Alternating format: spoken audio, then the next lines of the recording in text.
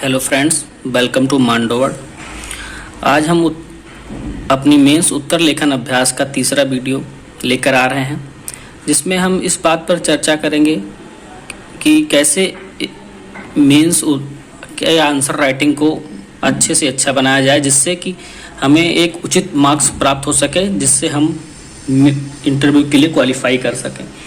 हमने आज मध्यकालीन भारत के इतिहास में सल्तनत काल के क्वेश्चनों का चुनाव किया है, जिस पर आज हम विस्तृत चर्चा करेंगे। इससे पूर्व में भी हमने मध्यकाल में सल्तनत पीरियड के ही क्वेश्चनों के बारे में चर्चा की थी। तो आइए देखते हैं क्या है ये क्वेश्चंस और ये कितने रिलेवेंट हैं हमारे आंसर राइटिंग के लिए। तो आइए शुरुआत करते हैं। हमने आज क्वेश्चन लिया है कि अलाउद्दीन खिलजी की कृषि व आर्थिक सुधारों का आलोचनात्मक मूल्यांकन कीजिए। इसके सल्तनत किस प्रकार सुदृढ़ हुआ, इस पर भी चर्चा करनी है। तो हमारे इस क्वेश्चन का दो एस्पेक्ट हो गया इसमें पहले तो हमें कृषि और आर्थिक सुधारों के बारे में चर्चा कर लेनी है और उसके आलोचनात्मक मूल्यांकन करना है। कृषि और आर्थिक सुधारों पर चर्चा के साथ उसका आलोचनात्मक मतलब उसके ड्रॉबैक भी हमें बताने हैं, और उसके साथ साथ इन सुधारों ने सल्तनत में को किस प्रकार सुदृढ़ किया, इस पर भी हमें चर्चा करते रहना है। तो आइए हम शुरुआत करते हैं और देखते हैं क्या होगा बेस्ट अप्रोच इसके लिए। क्योंकि जैसा ये क्वेश्चन आलोचनात्मक मूल्यांकन का है, तो हमारा ज़्यादातर चांस 65% हम इसके प्लस पॉइंट को लेकर चलेंगे और 35% हम इसकी आलोचना करेंगे, जिससे कि हमारा क्वेश्चन एक बैलेंस उत्तर को प्राप्त कर पाएगा। तो आइए शुरुआत करते हैं। जैसा कि हम इंट्रोडक्शन से ही शुरुआत करते हैं, तो हमारा इंट्रोडक्शन ये हो सकता है कि समकालीन इतिहासकार जियाउद्दीन बर्नी ने अलाउद्दीन खिलजी के कृषि सुधारों को बड़ी सेना के निर्माण व साम्राज्यिक विस्तार की नीतियों को परिपूर्ण करने के लक्ष्य स्वरूप लागू की। जैसा कि समकालीन इतिहासकार बर्नी ने कहा कि खिलजी ने के कृषि सुधार एक बड़ी सेना के निर्माण के लिए थे, न कि समाज कल्याण के लिए थे। तो ये एक कंटेम्प्रेरी हिस्टोरियन का एक व्यू हो गया, जिससे शुरुआत करने पर उत्तर को अच्छा माना जाता है। तो हमने इंट्रो में एक कंटेम्प्रेरी हिस्टोरियन को ले लिया है। अब आइए इसमें और भी कुछ पॉइंट जोड़ते हैं। जैसा कि अलीगढ़ स्कूल के विचारधाराओं के विद्वानों ने आधुनिक खोजों के माध्यम से स्पष्ट किया कि अलाउद्दीन एक उत्साही व साम्राज्यवादी था। उसने अपने वजीर से ये भी कहा था कि मैं संपूर्ण हिंदुस्तान को अपने पैरों तले रौंदना चाहता हूँ। इसीलिए अलाउद्दीन ने कृषि व बाजार सुधार लागू किए, जिससे उसे आवश्यक धन व खाद्यान्न की आपूर्ति होती रहे। तो जैसा कि अलीगढ़ स्कूल ऑफ थॉट में जैसे कि मुगल और इरफान हबीब सर ने इस तरह की व्याख्या की कि अलाउद्दीन खिलजी पूरे भारतवर्ष को अपने पैरों तले रौंदना चाहता था, क्योंकि वह साम्राज्यवादी था। तो ये भी एक कारण हो सकता है। तो हमने एक इंट्रो दे दिया और उसके बाद एक अन्य कारण दे के अपनी इंट्रो को ऑथेंटिक बना लिया है। और अब हम आइए जानते हैं कि इसमें कृषि और बाजार सुधार क्या क्या किए। तो उसमें हम कृषि और बाजार सुधारों को तेज़ी से लिखते हुए इसको दो पार्ट में डिवाइड कर सकते हैं और थोड़ा सा हम इंट्रो दे के आगे बढ़ सकते हैं, क्योंकि हमारे क्वेश्चन का मेन मुद्दा कृषि सुधार और बाजार सुधार को बताना नहीं है। हमारे क्वेश्चन की डिमांड है इससे साम्राज्य कैसे सुदृढ़ हुआ, इस पर हमें ज़्यादा चर्चा करनी है। तो हम इसको थोड़े लाइनों में लिख लेंगे। जैसे मैंने कृषि सुधार पर चर्चा की, तो उसमें ये हुआ खालसा का विस्तार, माप व पैमाइश, आमिल व पटवारियों की नियुक्ति, लॉ एंड ऑर्डर में सुधार, बिचौलियों का अंत, जिसमें खुद मुकद्दम राणा राय भी आते थे, राजस्व विभाग का गठन। तो ये 4-5 कारण हमने तेज़ी से लिख लिया। उसके बाद हम अलाउद्दीन के बाजार सुधारों पर आते हैं। तो जहाँ उसने नियंत्रित बाजार प्रणाली लागू की, जिसमें 3 प्रकार के बाजारों, प्राथमिक, द्वितीयक और तृतीयक बाजारों की चर्चा है, जिसे साहनाए मंडी और सराय अदल कहा जाता था। दूसरा उसने कार्य किया बाजार सुधार में सराय व रोड का निर्माण करवाया। गुजरात के पत्तनों पर कब्जा कर अरब व्यापार पर नियंत्रित करने का प्रयास किया। अनाज ढोने के लिए बंजारों की व्यवस्था की, जिससे दिल्ली के बाजारों या बड़ी मंडियों में अनाज की उपलब्धता कराई जा सके। गुप्तचर विभाग की स्थापना की, जिससे कि बाजार को नियंत्रित किया जा सके और बाजार में रेगुलेशन लागू किया जा सके। तो ये हमारे अलाउद्दीन के कृषि सुधार और बाजार सुधारों का थोड़ा बहुत खाका हो गया।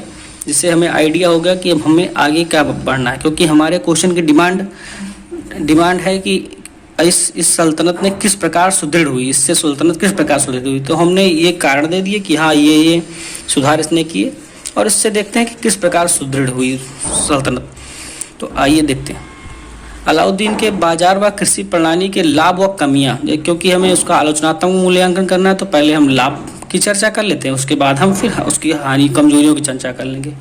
क्योंकि क्वेश्चन की डिमांड है उसी अनुसार हमें 65 या 70% के आसपास के लाभ को बताना है, 30% के आसपास की कमियों को बताना है। तो आइए इसके लाभ को देख लेते हैं। तो केंद्रीकृत शासन तंत्र की स्थापना, इसकी पहला लाभ बाजार और कृषि सुधारों की होगा कि केंद्रीकृत शासन तंत्र की स्थापना हुई, जिसमें बिचौलियों का अंत हो गया और खालिसा का विस्तार हुआ।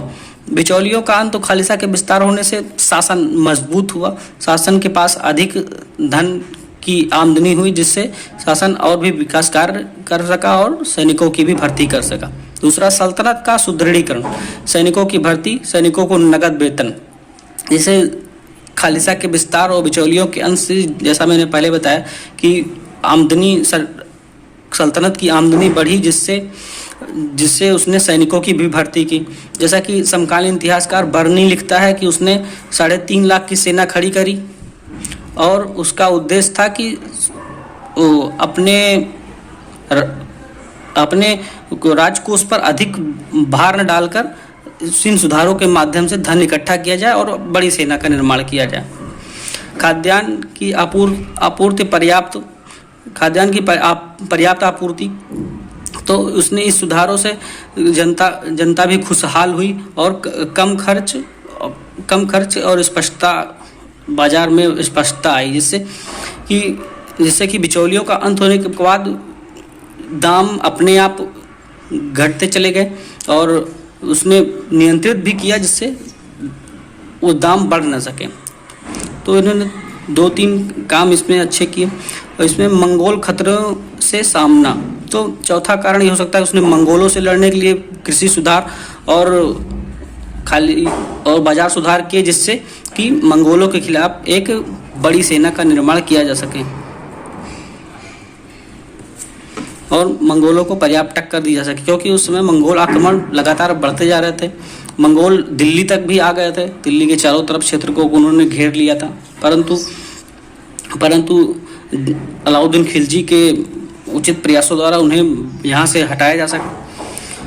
तो ये 4 कारण मेरे ख्याल से इसको डिफाइन करने के लिए पर्याप्त होंगे, क्योंकि ये क्वेश्चन 15 मार्क्स का है, तो हमें बहुत तेज़ी से लिखना होगा और इसको छोटे में ही मामले को सेटल करना होगा, क्योंकि बहुत ज़्यादा बढ़ाने से फिर हमारा क्वेश्चन का लेंथ बहुत बढ़ जाएगा। और अब उस पर हम आते हैं इसकी कमियों पर, उसकी आलोचना पर, क्योंकि थोड़ी बहुत आलोचना भी हमें करनी है, क्योंकि इसका आलोचनात्मक मूल्यांकन करना है। तो उस पर एक कारण ये होगा कि भय के शासन की स्थापना के लिए अलाउद्दीन ने ये कृषि और बाजार सुधार किए, न कि सुदृढ़ीकरण के लिए किए। तो ये कारण हो गया। दूसरा हो गया कृषि सुधार इसलिए किए क्योंकि उसको खुद मुकदमों का नाश करना था, और एक धार्मिक एंगल भी था कि वह इस्लामिक राज्य की स्थापना करना चाहता था, इस्लामिक राज्य। और इसी प्रकार बाजार सुधार उसने इसलिए किया कि बिचौलियों का नाश हो और जनता के पास उतना ही धन बचे जितना से वह सिर्फ सरवाइव कर सके, जिससे कि समाज में विद्रोह ना हो सके। तो अलाउद्दीन के सुधारों का मेन प्रयास ये भी था कि जनता में विद्रोह की भावना को हटाया जाए, क्योंकि उसके पास जब धन ही कम रहेगा तो वो विद्रोह के बारे में सोच ही नहीं पाएंगे।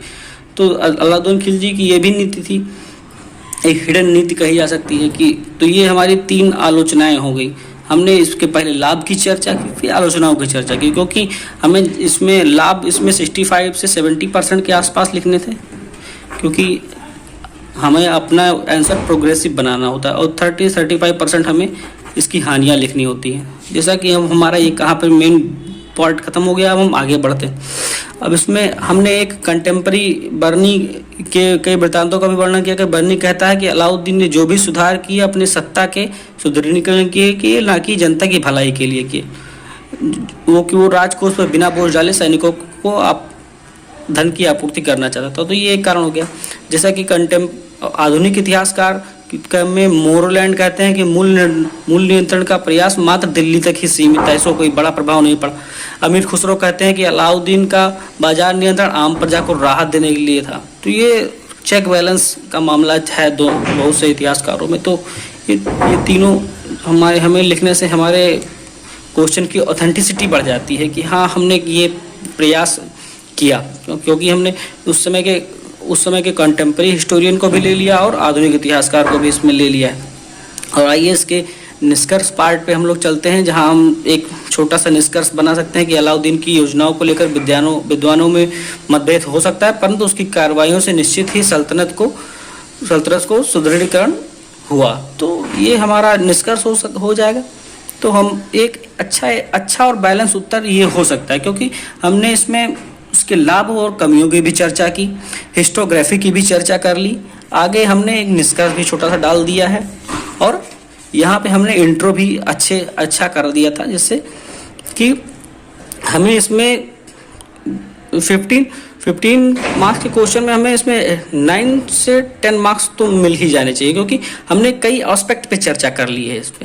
तो ये इसी तरह से हम अपने आंसर को फ्रेमिंग कर सकते हैं। फ्रेमिंग इस एग्जाम में बहुत इंपॉर्टेंट होता है, क्योंकि बिना फ्रेमिंग के आप सिर्फ लिखते जाएंगे और तो उसका अच्छा उत्तर नहीं माना जाता है। तो ये फ्रेमिंग आवश्यक होती है, हिस्टोग्राफी और फ्रेमिंग दोनों आवश्यक होती है। तो आप इसी तरह से अपना उत्तर ले सकते हैं।